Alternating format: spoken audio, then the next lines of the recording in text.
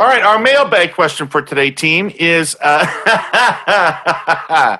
Cole from Saskatchewan says, do we have any stories about caucus, and particularly caucus members who were offside with government policy, and what had to be done to bring them back on side to government policy? Reid, you were an enforcer in the Martin government with caucus. Enforcer. It's kind of a poor man's Marty McSorley. I have no stories that weren't about being deputized to go and beg caucus members to please support government policy when they hated everything that were being suggested. I don't actually have a fun and interesting story. I have one long, still very pink scar about setting up the sponsorship inquiry, and lots and lots and lots of caucus members and lots of cabinet members. By the way, we had significant, long at the table, involved debates about whether or not to do Gomri at the cabinet table. And so there was lots and lots and lots of one-on-one in groups, right? And people saying this is a terrible idea, you have no idea. And I'll just say this for the record, and it's probably a subject that we should go into in some depth at some point, but I still absolutely believe that it was the right thing to do. I think that if we had failed to do Gomri, people like Jenni would have rightly asked the question, why are you not doing everything possible to get to the bottom of this?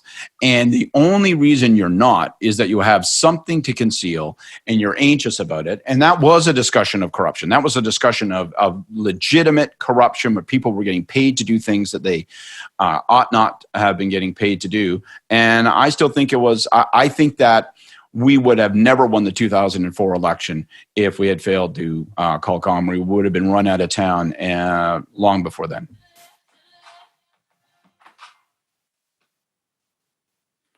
Jenni?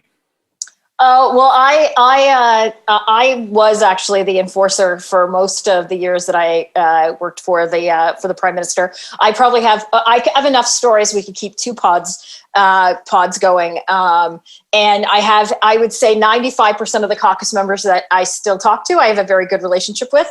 There are a couple that remind me like that actually the Prime Minister was involved during the war in between Israel and Gaza. There was one of our caucus members who did not support the position that the government took in terms of their support for Israel, and had publicly come out. And actually, I'll be honest, I didn't really like this caucus member when we were in government, but I've come to actually get to know him after since government. And so he called me.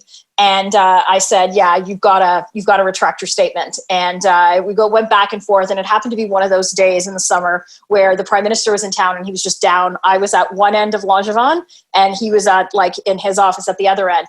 And so I just took my phone as the caucus member was speaking, and he's like going on and on and on and on. And I looked in at the Prime Minister and he went like this, and I put the phone down, and he's like, and the caucus member's like, "So if you want to fucking tell the Prime Minister this, you go ahead. I am happy." And I said, "Well, I said, actually, you just did, because I've got the Prime Minister here with me." And he backtracked and was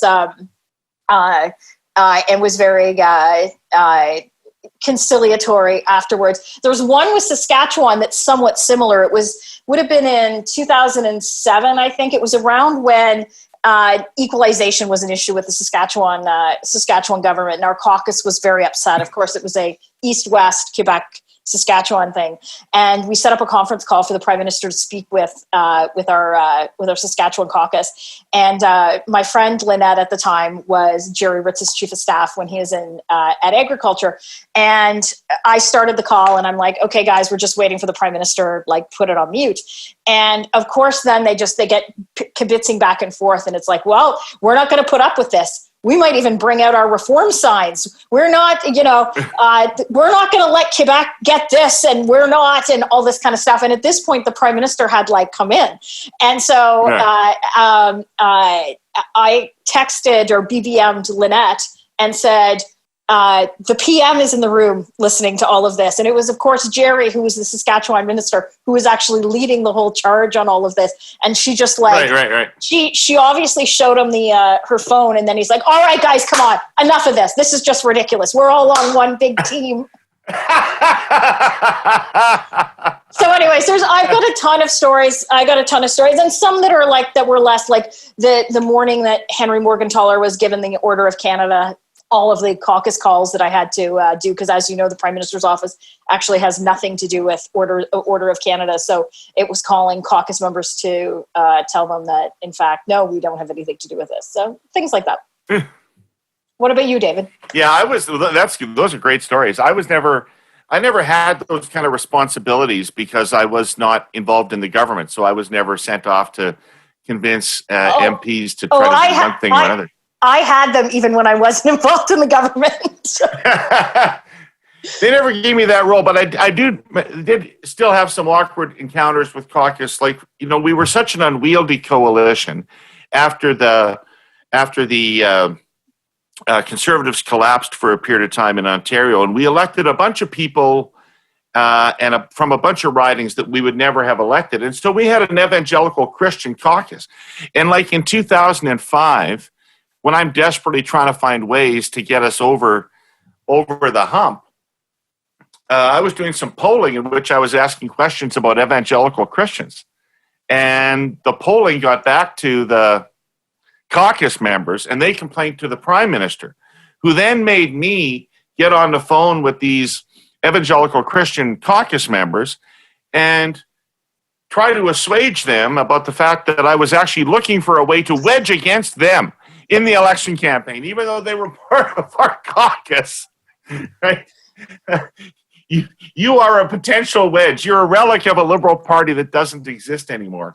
That didn't go well. I can see it. No, that didn't go well at all. And so, Cole, it's a minefield out there with caucus members. The best advice is to be like the Saskatchewan Liberals and not have any. Then you don't have any. Then you don't have any.